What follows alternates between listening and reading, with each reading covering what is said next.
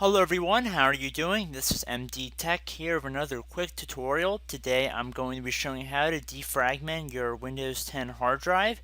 This is very similar to previous versions of Windows. So the first thing we're going to want to do is go over to our start button and then start typing in defragment. And before I even finish typing it in all the way, we see there's an option that says defragment and optimize drives. We want to left click on that. So now we see an optimized drive window pop up on our screen. We can see our drives that are on the system. We only have one main hard drive. We only have one partition on the computer. So it's just showing up as a C drive. It's a hard disk drive, so we know it's the right one. We can see the current status and it'll tell us what the percentage is that's fragmented.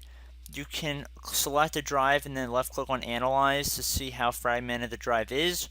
Or you could just left click on optimize and it will begin the process of analyzing and defragmenting your hard drive. So this process can take a little bit of time depending upon how large your hard drive is and how many files and folders and pictures and videos are on your computer. So this is a relatively small hard drive. It's only about 15 gigabytes, so not too big, so it shouldn't take very long for this to scan. It will run multiple passes through, and there really is not anything already installed in this computer, so that explains why it's moving very quick. But definitely a lot, at least a half hour, if not more, to this process, depending on how much you have on your computer again. So since this is almost done, I'm just going to wait here until it is finished. Okay, so we can see our defragmentation of our C drive has finished and 0% fragmented.